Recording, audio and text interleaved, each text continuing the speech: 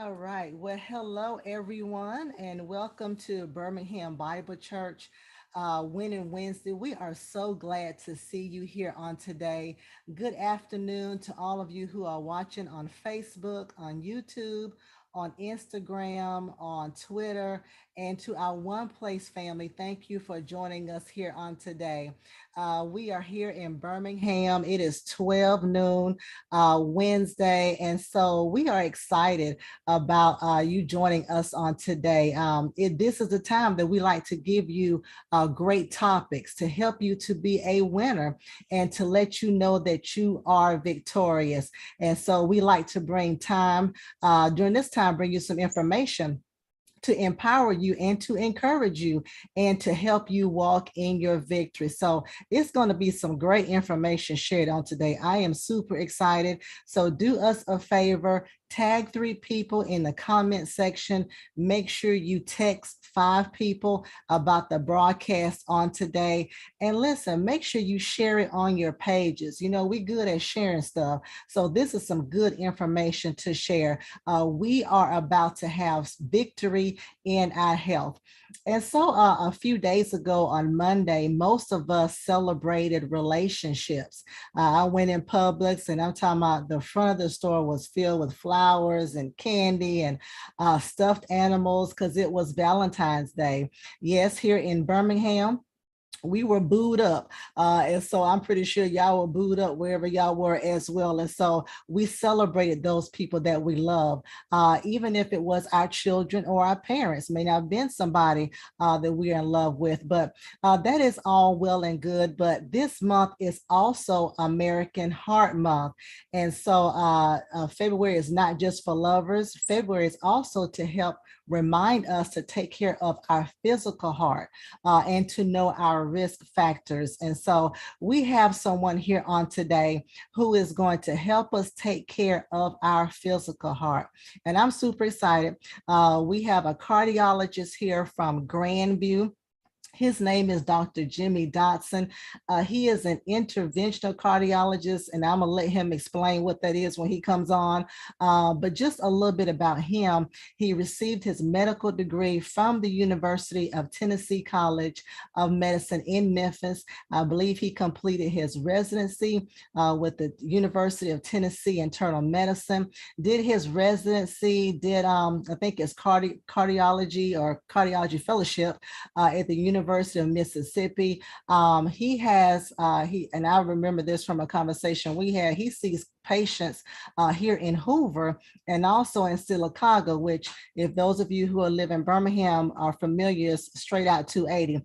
But so far, I mean, we've had a couple of conversations. He's been great. He's been just wonderful about the communication. And so I want to welcome you guys on today, Dr. Jimmie Dotson. Hello, Dr. Dotson. How are you? Hi, how are you? Good afternoon. Good, good. I hope I did that introduction some justice. So tell me, what is an interventional cardiologist? What is So that? interventional cardiologists put, like if you're having a heart attack, put stents in the arteries that supply your heart muscle, also put stents in the arteries that supply your brain, and do a lot of lower extremity disease if you have blockages in the arteries of your legs. Okay, wow. Okay, well, before we get started with our questions, what interested you in cardiology? Because to me, that is the most complicated to me of all doctors, because something go wrong and, it's not going to be good. Tell us what interested you in doing your residency or in cardiology?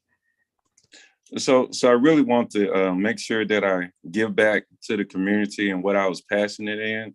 And so my mother, she also suffered from heart disease along with my grandmother and grandfather. He had a massive heart attack. So it's just a true passion that I have. Not only do I like to fix things, but I also, like to preventative cardiology also. Okay, awesome, awesome. And there you go. I couldn't see you. There we go. All right, we got taken care of. Okay, awesome. So let me ask you, so for somebody who's watching on today, what is, with it being American Heart Month, what is heart disease? So heart disease can involve several things. You can have what we call ischemic heart disease. That's when you have a blockage in one of the arteries that feeds your heart muscle.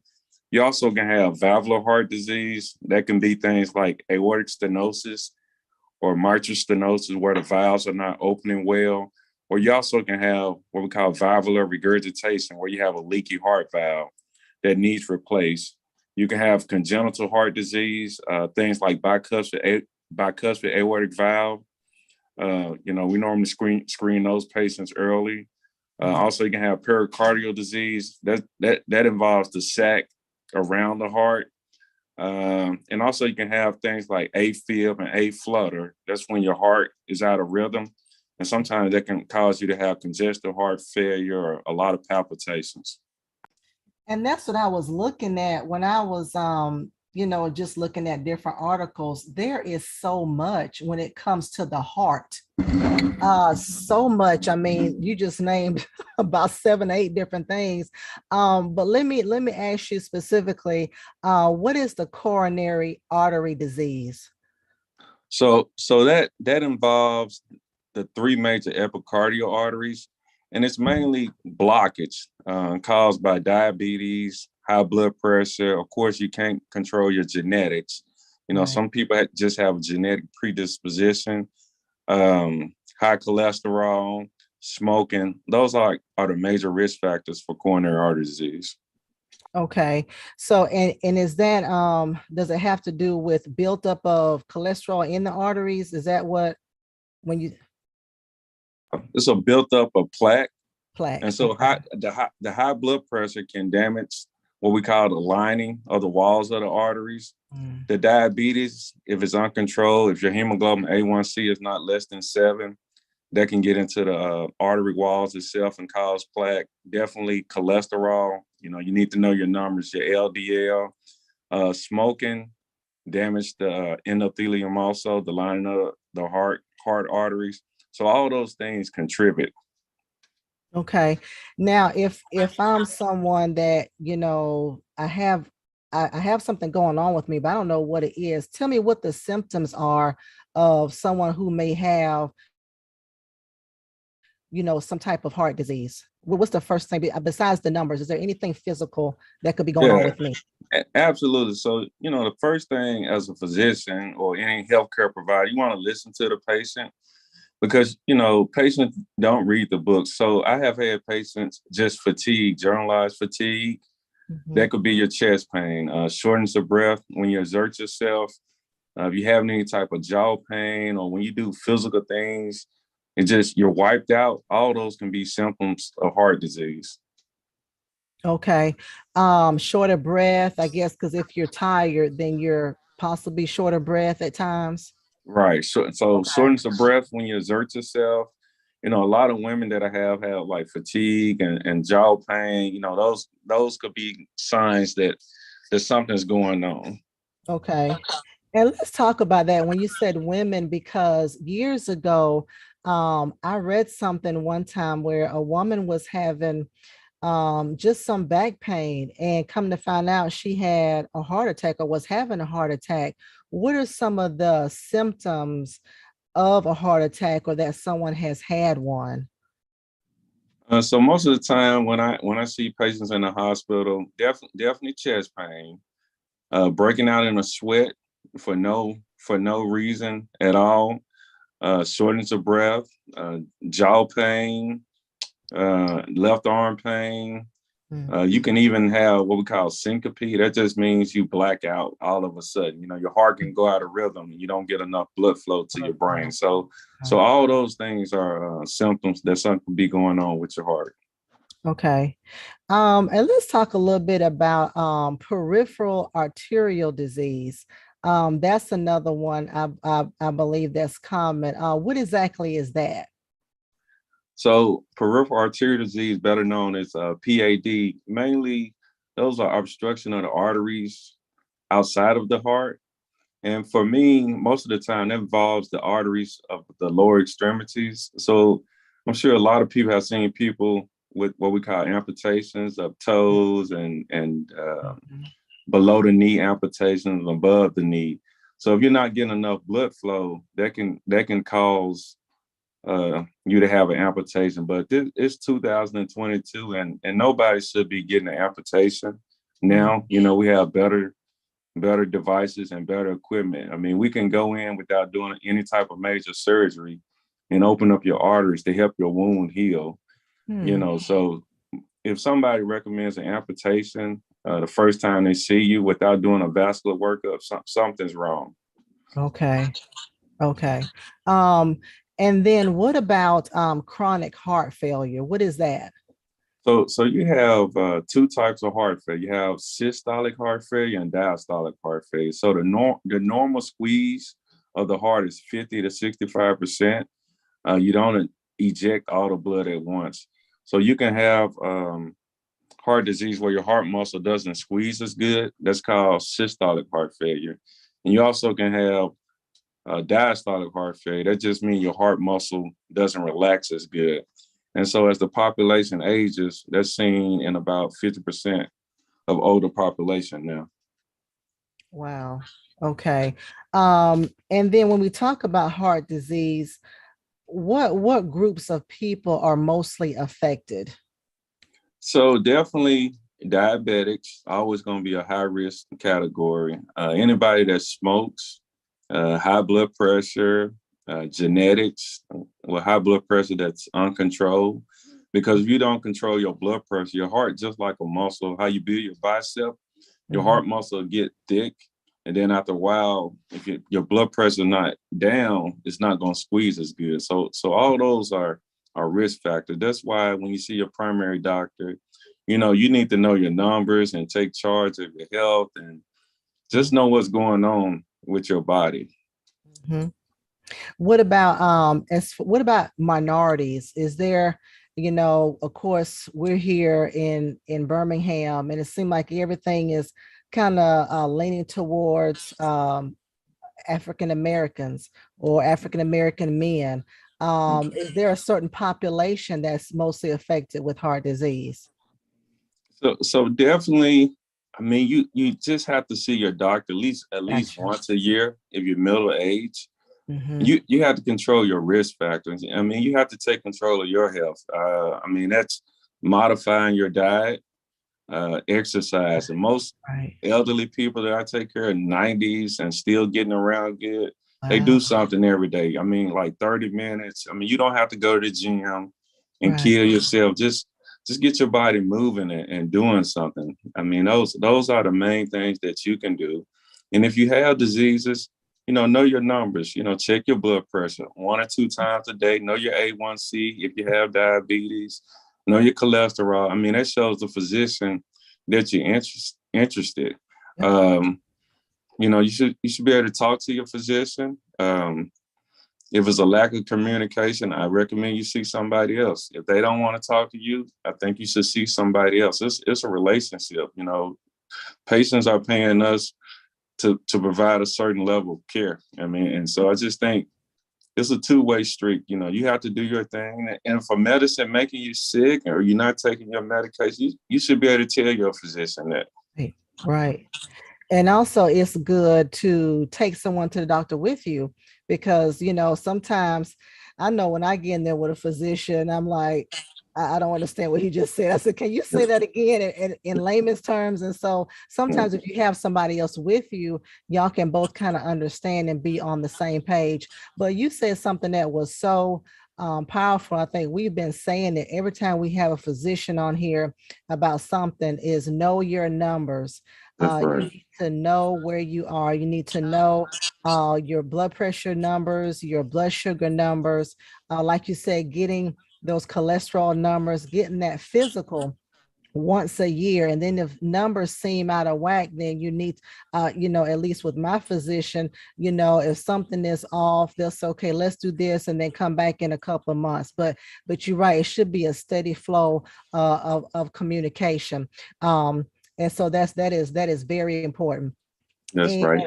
I think, was there something else? And I Uh, just think you you yes. you have, you have to look at the long term. You might not be having symptoms, but over Right. time, I mean, you're going to start having problems. And like I said, if you feel uncomfortable with your physician, you should be able to, Mm-hmm. move on or talk to them. And, Mm-hmm. you definitely just should know what's going on with your body. You Mm-hmm. shouldn't go home and be like, well, I don't know what the doctor said. He told me to take, or she told me to take a certain pill. Right. And something else that you says is so important too is exercising. If you know that heart disease or any of these things run in your family, because that's a risk factor too. If it runs in your family, then you really need to keep an eye on things probably sooner, probably more than once a year. You may have to go a little bit more often. And so people, don't be afraid to go to the doctor. Prevention, was it early prevention is key? Is that the That's same? right. Yes, right. That's right. Early prevention is key. Well, thank you so much, Dr. Dotson. I had a couple of the questions. One was, if I'm experiencing some things, normally you go in, what kind of tests can I expect so they can get to the root of what's going on? So when you're a patient coming to a physician, you need to go over everything what's going on with you. Mhm. If you're short of breath, the physician needs to listen Mhm. because that's going to dictate what we do next. Once we do that, we do a good physical exam, and Mhm. we'll get a screening EKG. Like so, sometimes if a construction worker like having chest pain when he exerts himself, I skip the test. I mean, because he's telling you something's going on, we just go straight for a coronary angiogram, especially if they're a diabetic or smoke, and the EKG that we do, the 12 lead EKG has high risk findings. We'll go straight to a coronary angiogram. But if you're like an intermediate patient or low risk, we do treadmill stress tests. We do coronary calcium scoring, echocardiograms to look for structural or valvular heart disease. So those are some of the things that we do. Okay, awesome. And then let me ask you, because you say you put in stents. Is there just too many stents to put in? I mean, what's the top number of stents you've ever put like in one person at one So time? so I never put that many stents, you know. I Okay. mean, you have to do what's best for the patient. I have Okay. seen when I was training up to 36 stents Oh, in a wow. patient. And so they kept coming back maybe once a month just to angioplasty. I mean, when it gets to that point, you know, you have to start thinking about other options, maybe Right. bypass surgery, you know, but you're doing bypass surgery and that decreases your chance for what we call going back in revascularization. Okay. Okay. Okay. I mean, you got some greedy doctors out there too. Mhm. I was thinking that, and I was like, because when you go in there, it's like, especially, y'all know the language, but we don't know the language, and so you're right to always get that second opinion, especially if Absolutely. you don't feel like something is right. That's Um, right. and then I think my last question, I know it probably depends on the person, but after someone has had a procedure, um, I used to be a therapist, and so we always did cardiac rehabilitation. What is that like generally for just a heart patient in general? Yeah, Do so that's what we call a class one guideline. Definitely, that is definitely recommended by our cardiology association. And so cardiac rehab involves treadmill, but they're Mhm. monitoring your heart because the last thing you want to do after a heart attack is go out and exercise, or if you're newly diagnosed with heart failure, go in a fatal arrhythmia. So Right. they monitor your heart. You do training on a treadmill or exercise bike, light weights. And so the first 4 weeks are very critical after you've been diagnosed with a heart attack or have coronary disease, just so somebody can monitor you and get you back to your physical health. Okay, good. And so that's very important. Of course, it's not to have the procedure and then sit down, That's right. for for 8 hours Yeah, or whatever. You have to get yeah, back up and moving. yeah. Gotcha. Okay. Well, this has been very helpful, Dr. Dotson. I'm going to just give our viewers a few announcements, but after I get through, I would love for you to tell people how they can set up an appointment with you at either one of your locations. Is that cool? That's fine. Okay. All right. Okay. We're going to go just a second to here.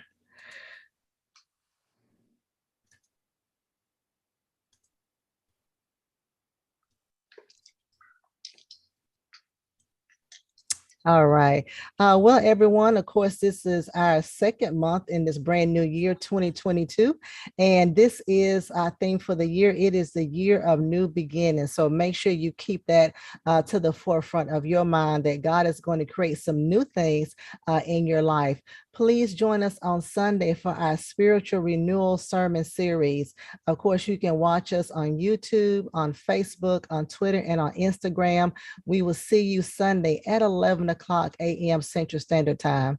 Our book for the month is Do It for a Day: How to Make and Break Habits in 30 Days. And so this is a great book. Remember, make sure you download it on your Audible or make sure you order from your favorite bookstore. Then, of course, if you have not received your contribution statement, don't forget those were emailed out to you. If you did not receive it and you need to update your email address, please send us an email at ladypam@tcowi.org. And you just heard today from Dr. Jimmie Dotson, Interventional Cardiologist.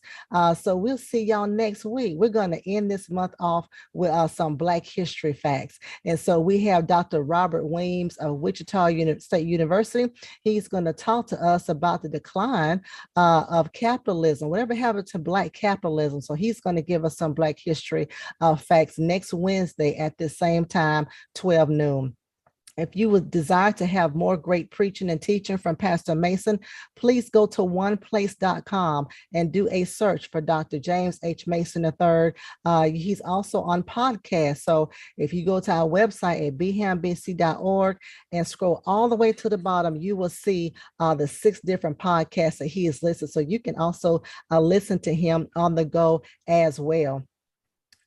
Thank y'all for joining us every Monday, Wednesday, and Friday for our prayer room call at 6 a.m. That number is 727-731-0433. We will see you every Monday, Wednesday, and Friday at 6 a.m. That number again is 727-731-0433. And then we will see you on Tuesdays at 11 o'clock a.m. Central Standard Time. A study in the scriptures go forth during that time.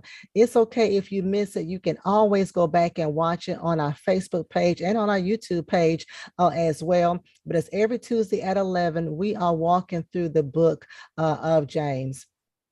Saturday, we are having our virtual hangout. We have our small group.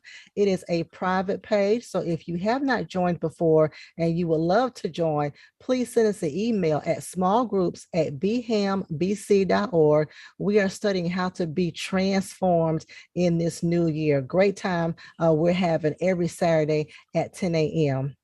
And then, as I mentioned before, you can see us on YouTube, on Facebook, on Twitter, and on Instagram, and through the My Sunday app. If you need to know how to download it, go to your app store, download My Sunday, which is one word, and locate Birmingham Bible Church. You can, of course, look at all the events. You can look at everything that's going on with Birmingham Bible Church, and you can also watch any videos that have gone forth during that time. To receive text messages, please text BBCWW to 94253. Text BBCWW to 94253. Then for those of you who are business owners and you want to grow your business, we have a business directory on our website, bhambc.org. All you have to do to locate it is once you get on our website, you will scroll about midway, locate business directory. You'll click on that and then you can key your information in. Anybody is allowed to be a part of this, and you're not only a part of our website, but also a part of a 50,000 plus Christian database. So anybody can locate you from wherever they are. And then don't forget our Black History Tour. We are going to the Lorraine Motel the very last Saturday of this month, February 26th. Of course, you're going to be responsible for your own transportation. Please send us an email if you desire to go. Spots are filling up fast. We have over 30 people that are going. And so we're excited. That email address is bbctravel@bhambc.org. That's bbctravel@bhambc.org. Listen, you got to register by the 18th. Okay, that's Friday at 5 p.m. I'm going to say it again. Register by the 18th by 5 p.m. We would love to see y'all with us. And then we're going to have a virtual college tour, our very first one, doing out of the box things. I want to get you guys interested in certain colleges. Maybe you have questions. Well, we got some people that's going to answer those questions.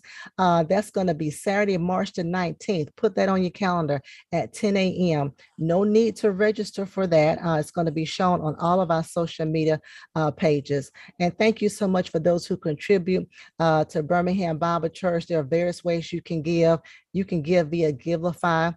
Do a search for Birmingham Bible Church and give that way. You can mail your contributions in at P.O. Box 360321, Birmingham, Alabama 35236.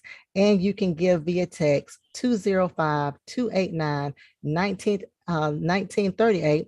You simply put a $, the amount you want to give, If it's your first time doing so, you can simply fill out a registration form. And then from that point on, it's easy. It is $ and the amount you want to give. And then we also have Cash App, which is bhambc.org. Thank you so much, guys, for your donations to I-12 Compassion International Children. Your gifts go towards their food, their medical supplies, their emotional needs, their educational needs, and their physical growth. And your monies also go towards our land, our future. Thank you so much, guys, for giving sacrificially toward this. And thank you for joining us today. And so, Dr. Dotson, we would love to see how we can locate you in the Trace Crossings area or the Sylacauga area. How can we contact you? And so the office number is 205-971-7500. And I'm mainly at Grandview. It's on 280 now in Sylacauga. Okay, awesome. Okay, that is great. So that number again is 205-971-7500. So listen, guys, if you want a second opinion, you having some issues, please make sure you contact Dr. Jimmie Dotson. Thank you so much for you sharing your time. I know you're busy. I see you with your scrubs and your surgical outfit on. And so you jumping in and out. You're like Superman. So thank you for educating us on different things. We really appreciate this. All right. Thank you, Ms. Pam. Yes, sir. You have a great rest of your week. You too now. Bye-bye. All right. Bye-bye.